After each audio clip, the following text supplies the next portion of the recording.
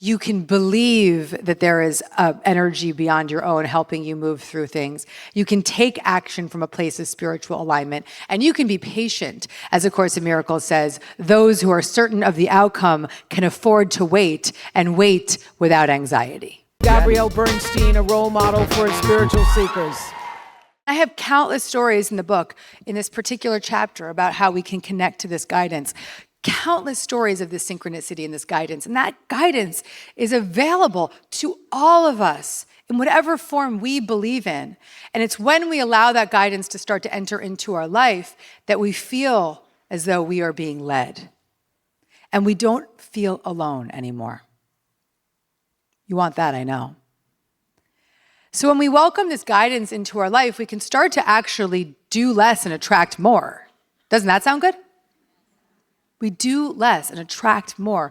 And when we can do less and attract more, what I teach in the book is this method called the spiritually aligned action method. And it's a very valuable method for the pushers out there in the house, okay? Big one. So when I was in my late 20s, I'd been teaching and speaking publicly all throughout New York City for about 3 years. And at that time, I'd also got my first book deal. My book was going to come out in December of that year. So it was 2008, 2009? I don't remember. It's been a while. And I was preparing for this book, and I was thinking about how I felt really deeply called to bring this message to a new audience of seekers, a younger audience, a newer audience. And now it's not that crowd anymore specifically. It's much broader. But at the time, that was where I was 28 years old. I'm turning 40 in 2 weeks, people. Can you freaking believe it? Today, somebody reminded me that, and I was like, what? I'm 40? Okay. I've been doing this a long time, okay? So I was 28 years old, and this was all coming to be in my life, and I was starting to see this trend and this new zeitgeist of young women trading in their party for their meditation, and I was really at the forefront of that. And I was really wanting to share that story in a bigger way, and I wanted it to be having an impact, and I wanted it to find people, particularly in a place where they may not have been looking for it.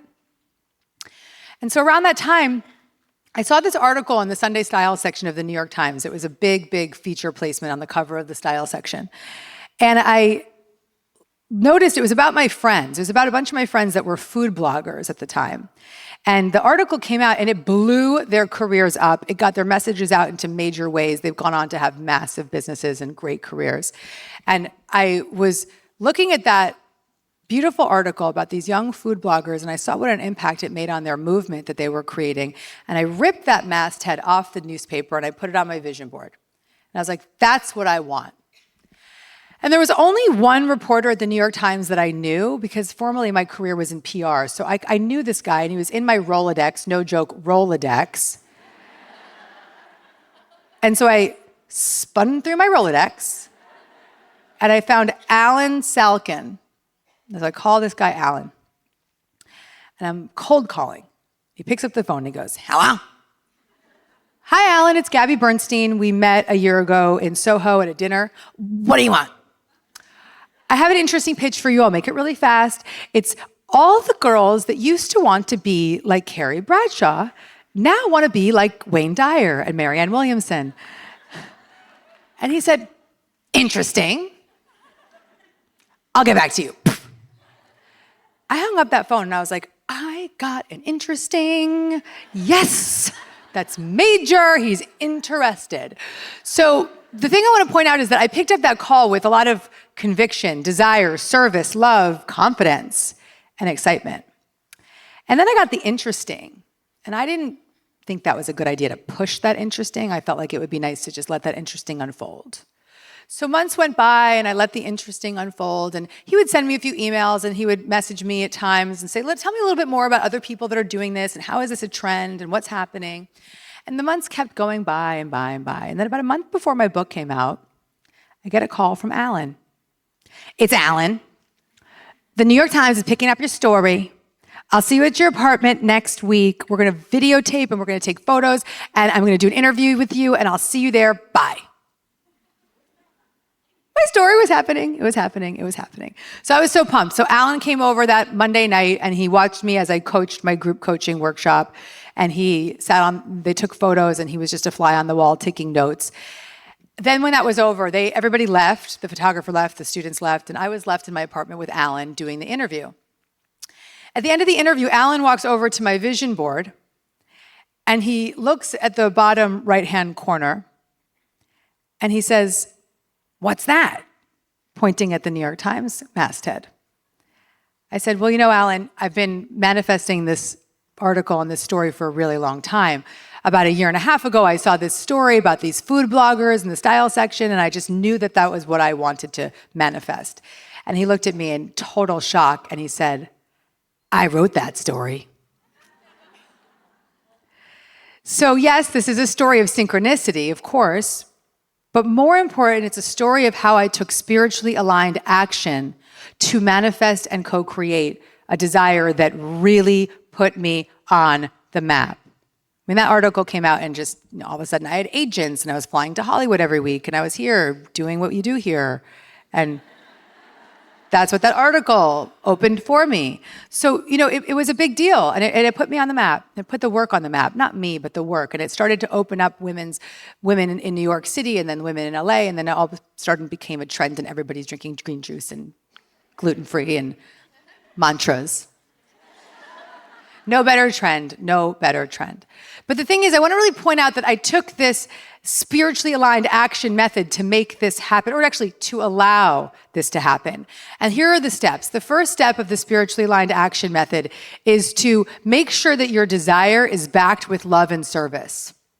Now, some of you might be thinking, okay, I want to lose some weight. How is that backed with love and service? Well, think about it this way. When you lose that weight, you'll feel better.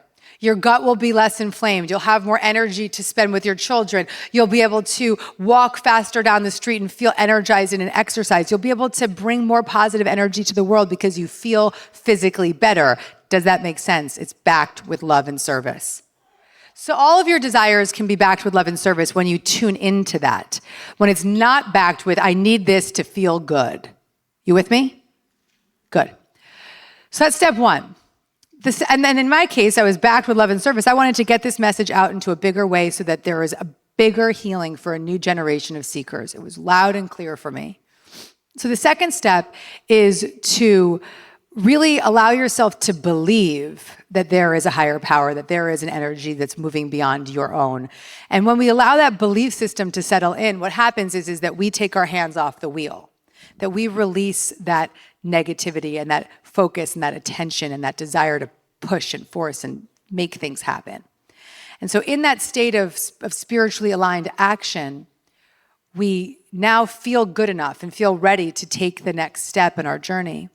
And so that's the third step, which is to take the action from a place of spiritual alignment, to make sure you're feeling good, to make sure you are released, and to make sure that you don't have an agenda. And then the final step is to be patient. You with me on that one? Everyone's always like, patience.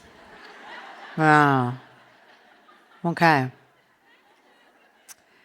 So patience is so crucial to allowing.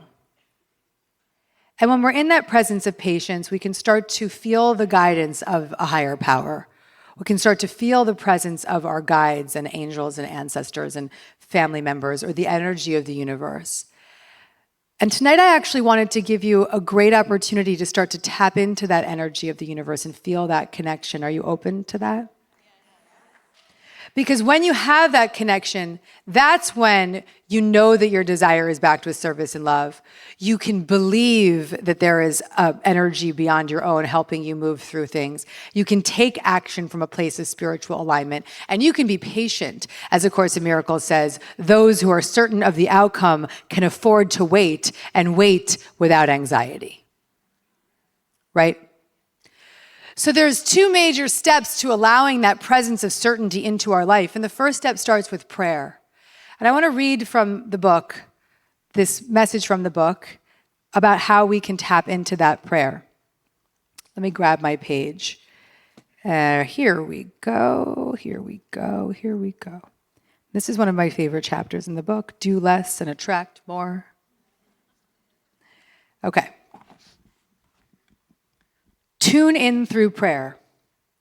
When you're stuck in your logical and practical thought system, you can't connect to the infinite wisdom that is available to you at all times. But when you pray, you temporarily suspend the limitations of your worldly mind and reconnect to the infinite wisdom of a divine guidance beyond your own. Prayer is the pathway to surrender. When you pray for guidance, you release your control, your will, and your agenda to the care of your spiritual guide. Prayer is a bridge from your controlling, fearful mind to the right mind of love. Whenever you pray for guidance, you instantly realign with your super-attractor power. A prayer reclaims your faith in a higher power and is a humble request to transcend the false, fear-based beliefs of the world and remember the light of who you are. When praying becomes second nature, you feel relief because you know that at any time you can connect to the love of the universe through spiritual guidance that is always available to you. Of course, fearful thoughts will come up, but you'll replace them with a prayer. Let prayer become a habit that is stronger than your fear.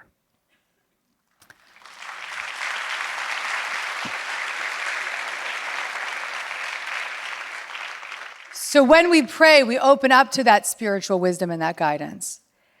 And there's this moment that I had last year when who was at Agape with me for the Judgment Detox tour? I guess we got a whole new crowd tonight. Cool, that's good news.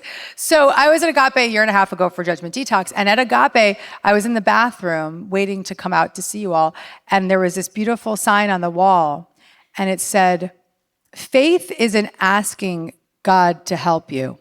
Faith is knowing that help is on the way." If you like this video and you want to get more Gabby, check out the next one right over here.